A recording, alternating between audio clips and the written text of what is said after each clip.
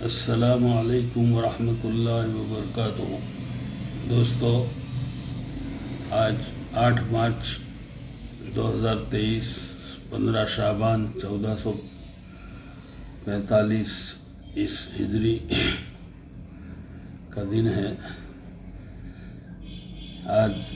شب برات کی رات گزر چکی ہے اور اکثر لوگ جو دیندار ہیں وہ روزے سے بھی ہیں، اور ابھی چاشت کا وقت ہے۔ امید ہے سب نے چاشت کی 8 رکعت نوافل پڑھی ہوگی۔ میں اقبال پٹنی، سوشل میڈیا کا ماہر، آج کچھ دل کھول کر باتیں کرنا چاہتا ہوں،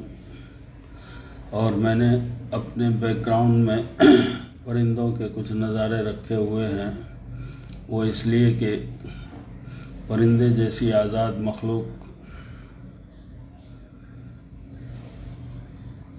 اللہ تبارک تعالیٰ نے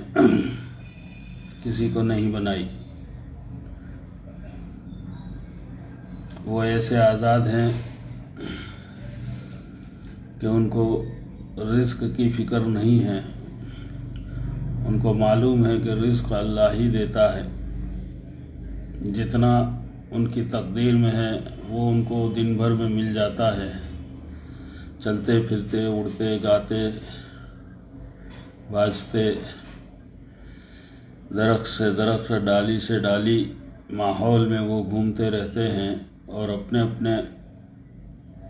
اپنے بچوں کی پرورش کے لیے وہ گھونسلے بھی بناتے ہیں جس میں وہ انڈے رکھتے ہیں، اور پھر نر اور مادہ پرندے ان انڈوں کی حفاظت بھی کرتے ہیں۔ کچھ مدت کے بعد انڈوں سے چوزے نکلتے ہیں، بچے نکلتے ہیں، ان کی بھی وہ خیال کرتے ہیں۔ دور دور سے دانے چک چک کر منہ میں لا کر ان کے منہ میں رکھتے ہیں۔ یہ سب ہم روزانہ دیکھتے ہیں، اور اس سے ہمیں ایک پیغام ملتا ہے کہ ہم اپنی محنتوں اور کاوشوں سے کچھ نہیں کر سکتے۔ جو کچھ ہوتا ہے اللہ کی دین سے ہوتا ہے، اللہ ہی رزق پہنچاتے ہیں، یہ پرندوں کو اچھی طرح معلوم ہے۔ لیکن انسان کی فطرت ہے، وہ اپنے غرور میں، تکبر میں، عجب میں بھول جاتا ہے اور اپنے آپ ہی کو سب کچھ سمجھنے لگتا ہے، حالانکہ اللہ رزاق ذو القوۃ المتین ہے۔ قرآن میں بھی فرمایا ہے وَمَا مِن دَابَّةٍ عَلَى اللَّهِ رِزْقُهَا۔ دنیا میں کوئی جانور، کوئی جاندار، چوپایا ایسا نہیں ہے جس کا رزق اللہ نے اپنے ذمے نہ لے رکھا ہو۔ چنانچہ یہ مختصر سی بات کرنے کے بعد مجھے اصل مقصد ہے آج کے دن 8 مارچ، جو 3 نسبت سے آج ایک خاص ہے۔ ایک تو آج دھلنڈی کا دن ہے، رنگ کا ماحول ہے۔ دنیا میں کچھ مذہب والے لوگ اس کو ایک دوسرے پر رنگ چھاٹ کر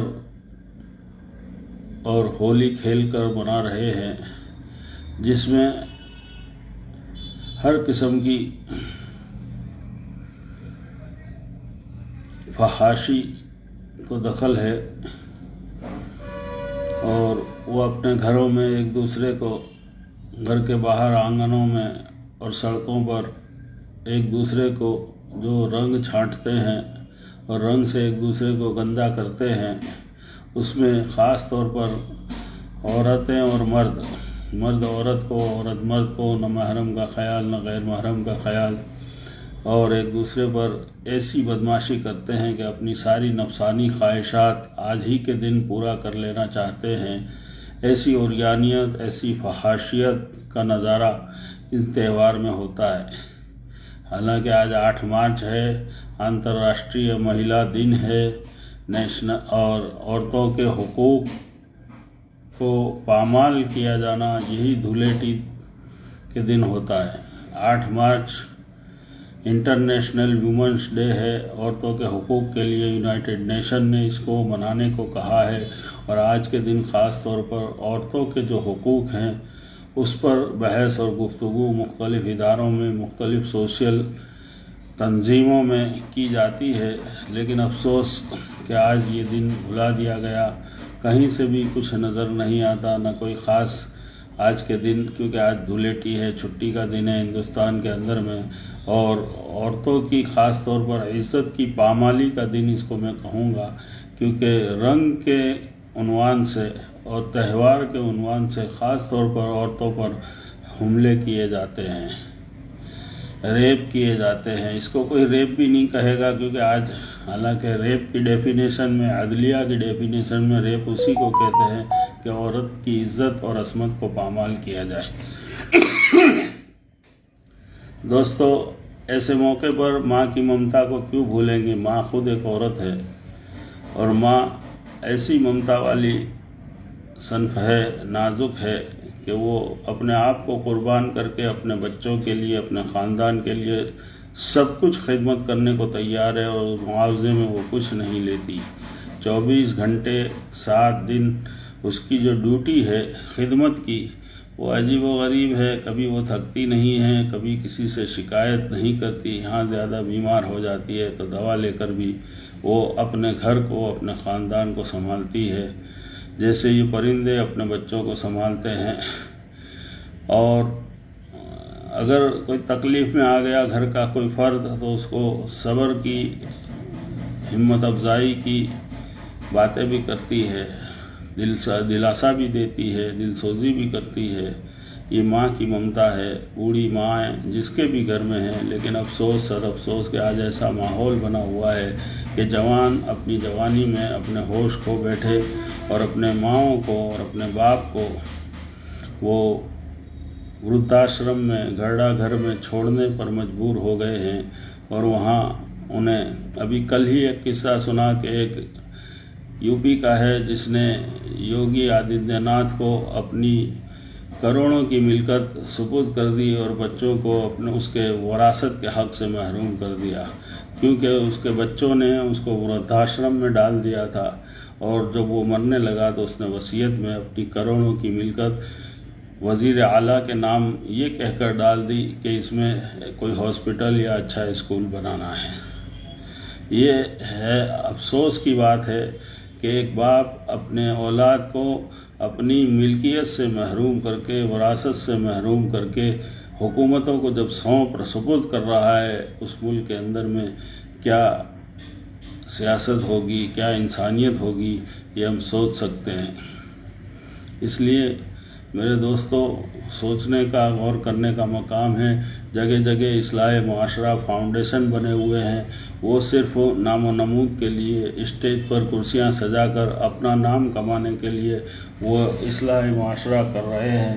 چاہے وہ مسلمانوں کی تنظیمیں ہوں، چاہے غیروں کی ہوں۔ خود RSS کی کئی تنظیمیں ہیں جو مانو سیوا کے نام پر کام کرتی ہیں، اور اس کو راشٹریہ سویم سیوک سنگھ اسی لیے کہا گیا ہے، کیونکہ اس کی بنیاد اسی کے لیے پڑی تھی کہ اگر حکومت کمزور پڑے تو راشٹر کی سیوا کے لیے ایسی تنظیمیں آگے آویں۔ لیکن افسوس کہ آج راشٹر کی سیوا کے نام پر راشٹر کو توڑنے کی اور ایک خاص مذہب کے بھکت بنانے کی، یا خاص لیڈرشپ کے بھکت بنانے کی ترغیب دی جاتی ہے، اور اسی کی محنت کی جاتی ہے، اور خاص طور پر اقلیتوں کو، مسلمانوں کو، عیسائیوں کو، دلتوں کو پیچھے رکھا جاتا ہے، اور ان کے حقوق کی پامالی کی جاتی ہے، حقوق کی ادائیگی نہیں ہوتی، اور انٹرنیشنل ہیومن رائٹس کہ وہاں بھی اگر اس کا تذکرہ ہوتا ہے تو اس کو صرف تھوڑی سی گفتگو اور بحث و مباحثہ کر کے ختم کر دیا جاتا ہے۔ یہ ہمارے ہندوستان کی حالت ہے۔ ایسے موقع پر ہمیں کیا کرنا چاہیے؟ ہمارے نبی آخر الزماں صلی اللہ علیہ وسلم، محمد پیغمبر صلی اللہ علیہ وسلم نے پڑوسی کے حقوق بتائے ہیں۔ ان پڑوسیوں میں صرف مسلمانوں کا نہیں کہا کہ مسلمان پڑوسی، ہر انسان کا جو پڑوسی ہے، پڑوسی کا خیال کرو۔ پڑوسی کا خیال کرو، پڑوسیوں کی مدد کرو، پڑوسی کو اگر کوئی حاجت ہے تو اس کو پورا کرو، اپنی بساط کے مطابق پورا کرو۔ اب پڑوس میں جو کوئی بھی ہو، چاہے اپنے پڑوس میں ہندو ہو، مسلم ہو، عیسائی ہو، دلت ہو، یا اپنے سفر میں اپنے جتنے پڑوسی ہیں، یا ہاسپٹلوں میں ہمارے بیڈ کے آس پاس جتنے پڑوسی ہیں، یا دواخانوں میں، اور یا ہم جن اسکولوں میں اور کالجز میں پڑھ رہے ہیں، اپنی بینچز پر جو ہمارے پڑوسی ہیں، اگر ہمارا پڑوسی کمزور ہے تو ہمیں اس کی مدد کرنا، یہ چھوٹا سا سبب محمد پیغمبر صلی اللہ علیہ وسلم نے سکھایا ہے۔ پڑوسیوں کو اگر ہم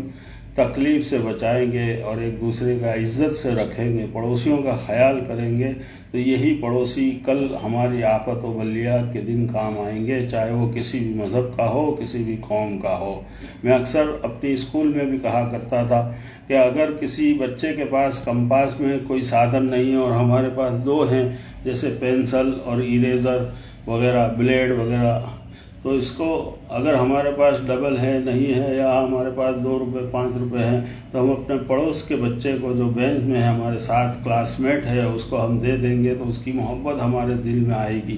اس کے دل میں آئے گی، ہماری محبت اس کے دل میں آئے گی، تو یہ محبتوں کا ماحول بنے گا۔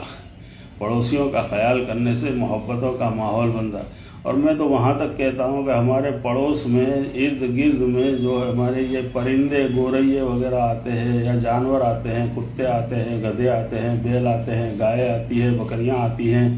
مرغے آتے ہیں، یہ تمام بھی ہمارے پڑوسی ہیں، چاہے اس کا مالک کوئی بھی ہو۔ ہمارے ارد گرد، ہمارے گھروں کے اطراف میں یہ جو گھومتے پھرتے ہیں، ہمیں ان کا بھی خیال کرنا ہے، تھوڑا سا ان کو خوراک دے دینی، ان کو پانی دے دینا۔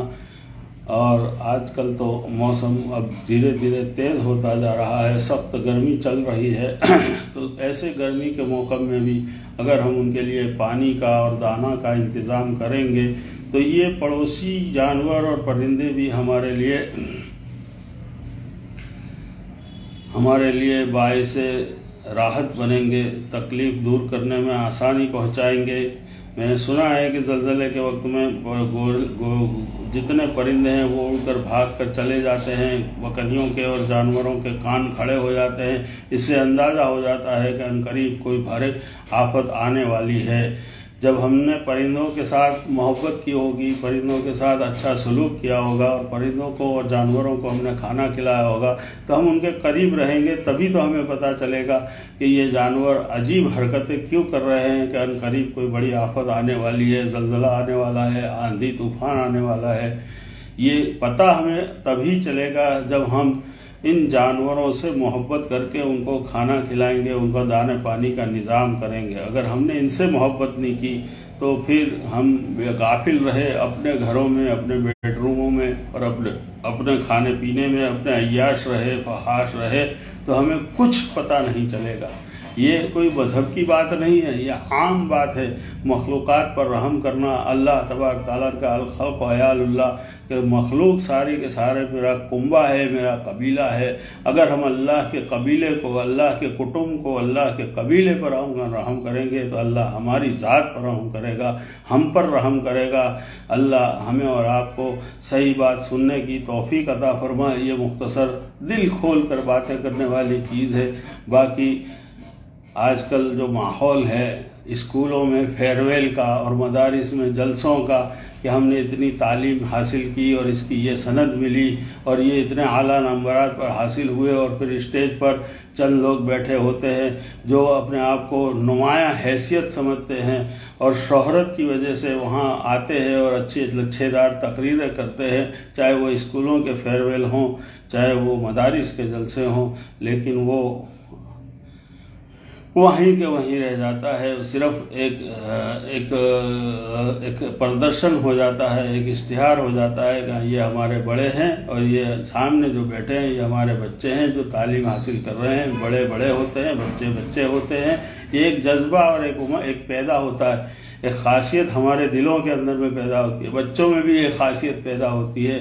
معاف کرنا، میں کہتا ہوں کہ آج کل جو 100 سال سے تبلیغی جماعت کا جو ماحول بنا دنیا کے اندر میں، 50-60 سال تک تو ٹھیک چلا، لیکن پچھلے 20 سال سے یہ جماعت کا ماحول بھی بڑے بنانے کی محنت ہو گئی۔ اس میں ایک امیر ہوتا ہے اور امیر کی بات مانو، امیر کی بات مانو کر کے امیر کو بڑا بنا دیا گیا، اور آج تو ایسا ماحول خراب ہے جماعت کے اندر میں بھی کہ سارے بیان کرنے والے ہمارے بڑے کہتے رہتے ہیں اور خود کو بڑا بناتے رہتے ہیں۔ اگر ان کے سامنے حضرت عمر ابن خطاب رضی اللہ عنہ کی کوئی روایت لائی جاوے، بلال حبشی رضی اللہ عنہ کی کوئی کہانی سنائی جاوے، تو اس کو وہ بڑا نہیں مانتے، بس بڑا مانتے ہیں ہمارے حضرت کو، ہمارے بڑے اور بڑوں کی کارگزاریاں ہی بیان کرتے ہیں۔ حالانکہ یہ فضائل اعمال کے اندر میں حیات الصحابہ اور نیک کاموں کے فضائل جتنے بھی لکھے ہوئے ہیں اس کو عام کرنے کی محنت تھی، جس سے لوگوں کے اندر میں دین کی، اسلام کی، صحیح مذہب کی تعلیم پر آمادہ ہو اور طلب پیدا ہو۔ اس کے لیے اللہ کا راستہ نکالا گیا تھا۔ لیکن آج تو